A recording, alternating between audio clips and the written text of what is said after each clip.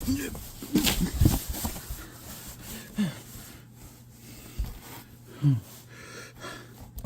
I recently watched Dave Made a Maze, a horror comedy directed by Bill Wattleson, released in 2017 by Gratuitous Ventures, the company who distributed the absolute crassest out of Faints Killing and Faints Killing 3.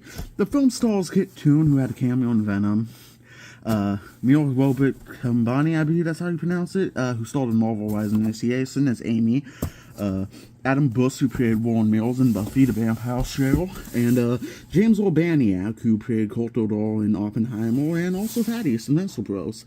The film follows a man named Dave, who builds a maze out of cardboard that I guess he got from Astro Game, because holy shit, it's not as small as it looks on the outside.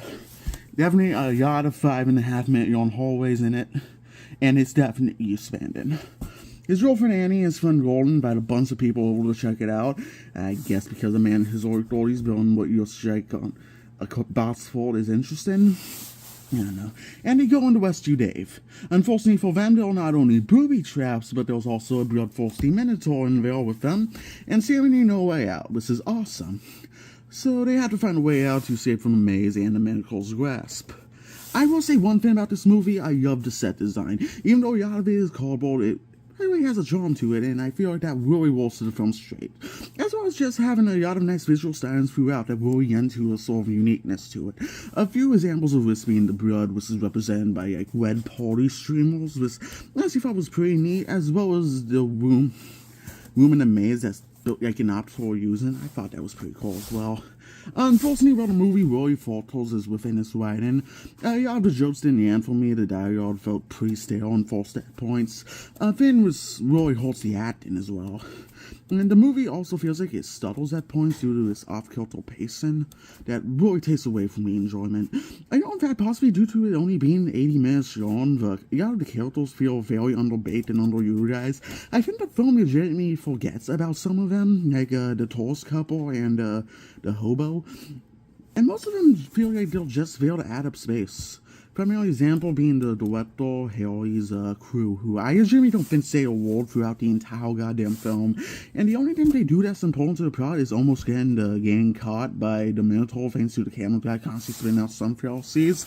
Haley, by the way, I legitimately think gets off way too easy, given how much of a deuce he comes across as.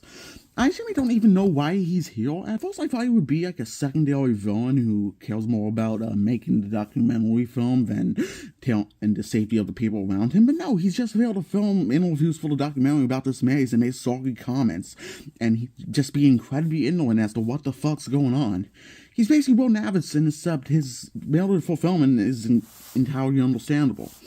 I felt this film could have been good, but it's definitely one of the most interesting looking horror films I've seen.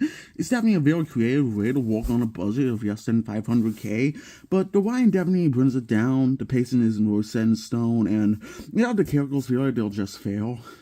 It isn't going to harm anyone to watch it, and you definitely can watch worse, but it's far from an amazing film.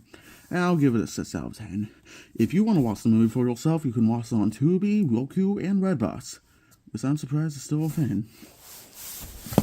I gotta get out of here.